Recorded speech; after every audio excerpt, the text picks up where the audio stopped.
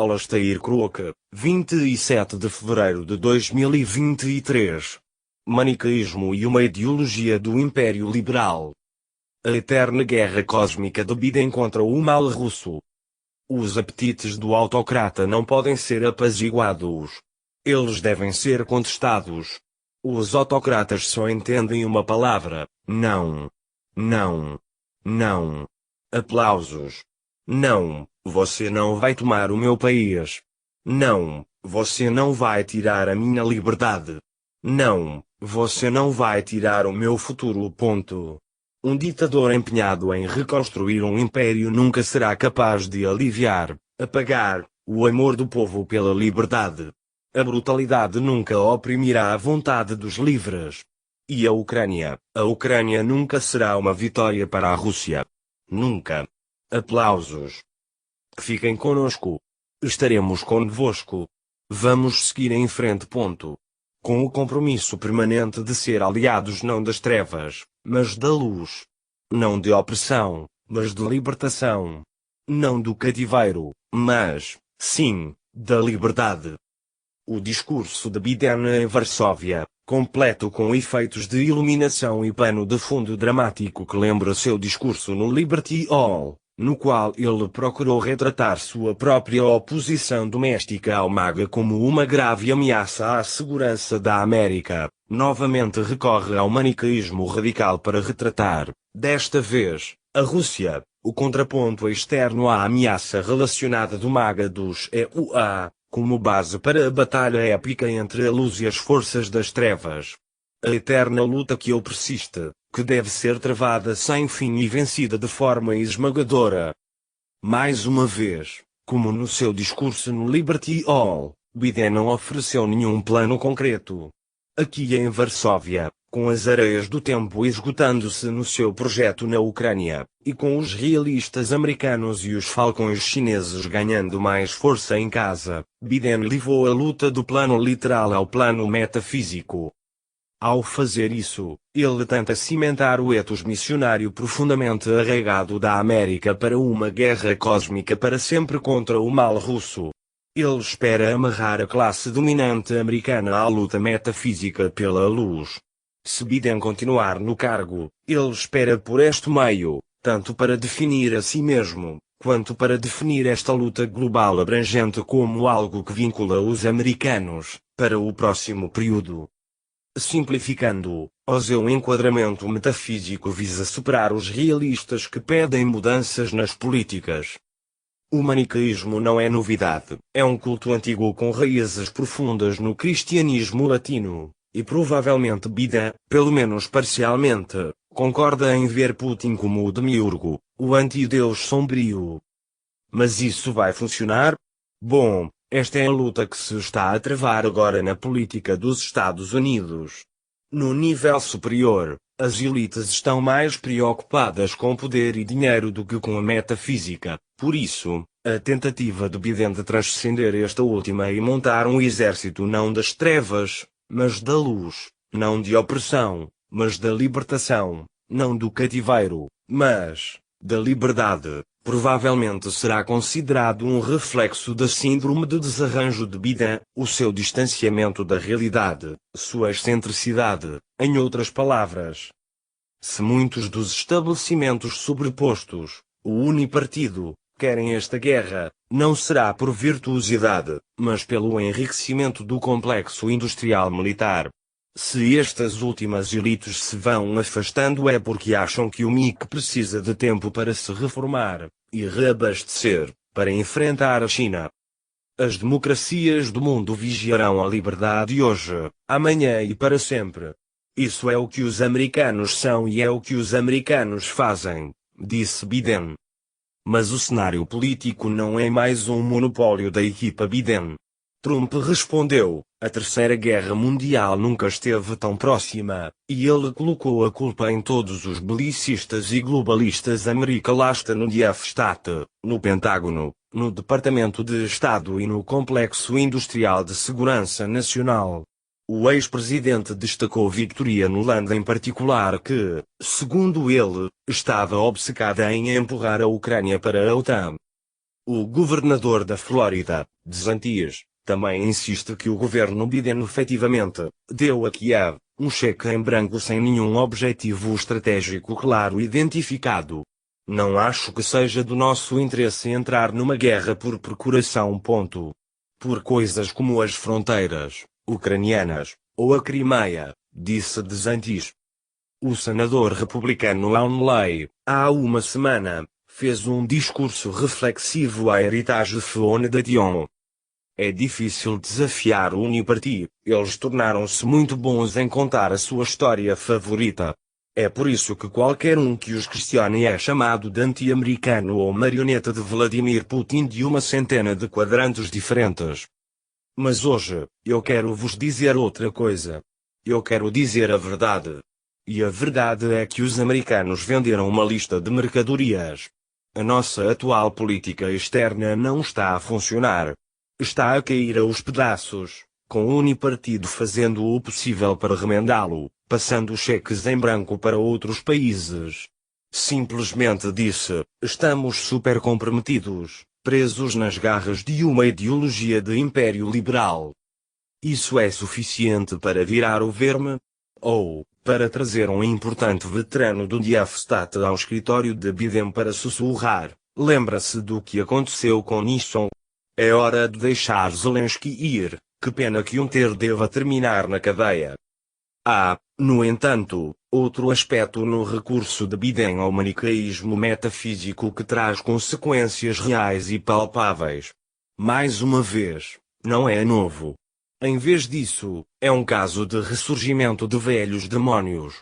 Aqui esteve a primeira-ministra da Estónia, Kaja Kallas, na Conferência de Segurança de Munique, dizendo que os países da OTAN devem assumir o controlo de Moscovo e reescrever à força a mentalidade dos cidadãos russos. Toda a população da Rússia deve ser reeducada para erradicar qualquer vestígios de sonhos imperialistas, alegando que sem uma reabilitação obrigatória, a história se repetirá e a Europa nunca estará segura.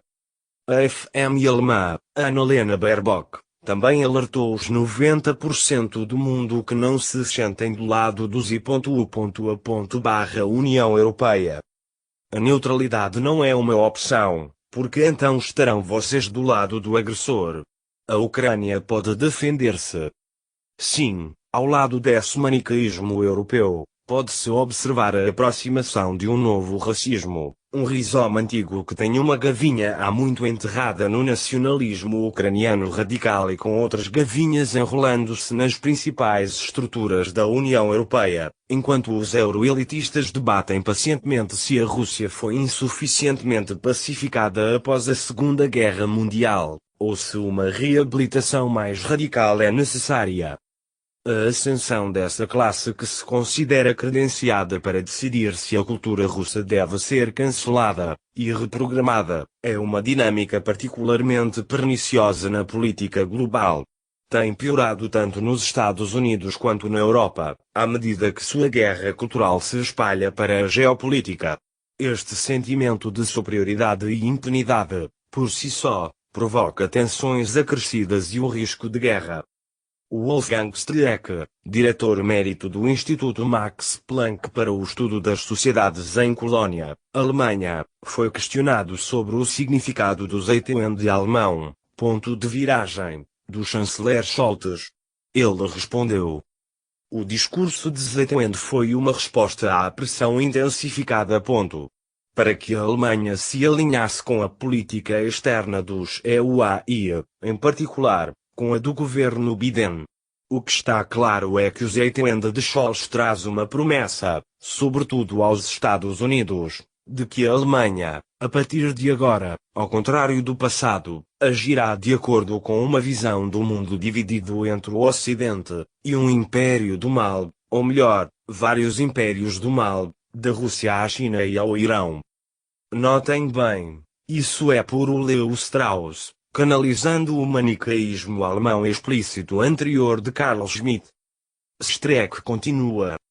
Entre a Alemanha e os EUA, e os vários impérios do mal, a paz é possível, apenas temporária e intermitentemente, e apenas enquanto desfrutarmos de superioridade militar. Em princípio, nós e eles estaremos sempre em luta. A verdadeira paz exigirá uma mudança de regime, tornando um império do mal parte do nosso império virtuoso, como resultado de sua conversão aos nossos valores. É legítimo usar todos os seus meios políticos, econômicos e militares para realizar tal conversão. Depois do Zeitwende, as guerras sempre estarão por vir e devemos estar preparados para elas.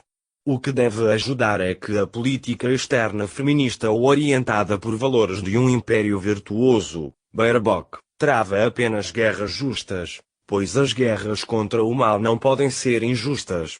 A visão de mundo subjacente aqui não é social-darwinista, a história sendo uma batalha pela sobrevivência do mais apto, mas maniqueísta, na qual a história é uma luta implacável entre o bem e o mal, na qual as forças da virtude devem fazer o máximo para prevalecer sobre os do mal. Antes de terem vencido, não pode haver paz real, apenas cessar fogo por razões táticas. Para uma paz real, nós, as forças da virtude, devemos nos preparar para a guerra. Existe uma versão forte e uma versão fraca da retórica de Zeitwende. A versão forte implica que o mundo sempre foi assim, ontologicamente maniqueísta. Aqueles que no passado tinham uma visão diferente ou eram tolos débeis de espírito, cobardes que de bom grado se deixaram enganar pela propaganda inimiga, ou traidores. Isso coincide essencialmente com a visão de mundo da ala Clinton do Partido Democrata nos Estados Unidos. A versão fraca, a que Scholz obviamente prefere, é que o mundo mudou recentemente, enquanto no passado permitia a coexistência pacífica entre regimes e países com diferentes interesses ou identidades, de modo que a vida em paz poderia ser preferida à vitória na guerra. Agora o inimigo tornou-se tão mau que não há alternativa moral senão derrotá-lo, custe o que custar. Hoje, o messianismo americano parece ter migrado para a Europa. Ao mesmo tempo, Bob Dylan está certo. E os tempos continuam a mudar. Quanto tempo o governo alemão pode permanecer tão subserviente aos Estados Unidos como agora prometeu ser é uma questão em aberto, considerando os riscos que vêm com a proximidade territorial da Alemanha ao campo de batalha ucraniano, um risco não partilhado pelos EUA. Também há a pressão da França para que a Alemanha se torne mais europeia e menos transatlântica, e isso pode, com o tempo, ter um impacto. Além disso, é provável que os EUA, em algum momento, tentem europeizar a guerra e desistir, como tentaram vietnamizar a guerra do Vietnã na década de 1970, esperando que a Alemanha pós-Zeitwende possa assumir o ônus de patrocinar sua guerra por procuração deles. Quanto à Europa, os Estados Unidos não se podem opor à Alemanha, Polónia e outros continuarem a ajudar o governo ucraniano a perseguir seu sonho de uma vitória final sobre a Rússia, por sua própria conta e risco.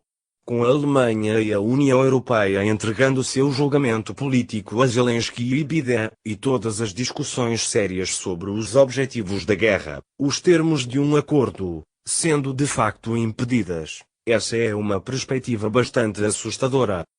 Se a análise de Streeck estiver correta, a ideologia bidenesca que agora domina os escalões superiores da Europa sugere que a conversão da União Europeia à Zeitwende torna qualquer relacionamento futuro com a Rússia quase impossível. A convicção que essa classe tem de si mesma como o futuro global e de estar do lado certo da história, enquanto outros a Rússia e os autocratas representam apenas o lado negro da história, impede efetivamente a mediação. A mediação com o mal é uma tautologia. A realidade é que a União Europeia está dominada pela tentativa de impor uma revolução cultural, no sentido de que a ampla conformidade dos cidadãos com suas normas culturais e emergências não é suficiente. Em vez disso, são seus processos de pensamento que devem ser totalmente refletidos nos modos de pensar, de modo que os atos e pensamentos de todos os cidadãos reflitam o pensamento correto da União Europeia. Vemos isso com a garota propaganda do Partido da Guerra, Annalena Baerbock, ensinando aos países não alinhados que não há espaço para neutralidade quando se trata da Ucrânia. Vocês estão conosco ou contra nós, e se for o primeiro, então deem-nos munições. Bom, a revolução cultural já está a ser revertida. Hoje, os Estados civilizacionais, Rússia, China, Irão, etc., veem o futuro como deles e veem os globalistas acordados, e suas estruturas econômicas financiarizadas, como ultrapassadas. Essa reversão é cada vez mais evidente na guerra popular nos Estados Unidos, mas não na Europa. Mas a União Europeia pode mudar, já que todas as pontes pelas quais ele poderia se reconectar ao futuro há muito foram queimadas. Em essência, a União Europeia é uma ofensiva de rolo compressor sempre movendo-se gradualmente em direção a mais Europa. Em última análise, a mudança chegará à União Europeia como resultado de um choque de interesses, fações e possivelmente uma ou duas grandes implosões políticas, mas, acima de tudo, por eventos no terreno na Ucrânia, à medida que a ofensiva russa prossegue. A realidade foi até agora exorcizada da bolha da classe credenciada. Não está claro como ela reagirá ao estourar do seu balão. Já vemos sinais de histeria incipiente. Mas o ponto principal é o seguinte: quando os EUA começarem a afastar-se da Ucrânia e procurarem europeizar a guerra, a classe política não será vista como pó. Está e última logo descobrirá que, apesar de toda a sua linguagem floreada de lutar em nome da luz, o número de europeus dispostos a morrer para que Sebastopol se torne ucraniana será realmente pequeno. Baerbock encontrar-se-á sozinha, pois o resto do mundo já mudou para a Rússia. Vejam aqui, link no original mas também no primeiro comentário a quem não consiga aceder ao SCF, ignorando suas provocações.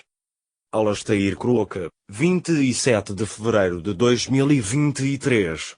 Maniqueísmo e uma ideologia do Império Liberal.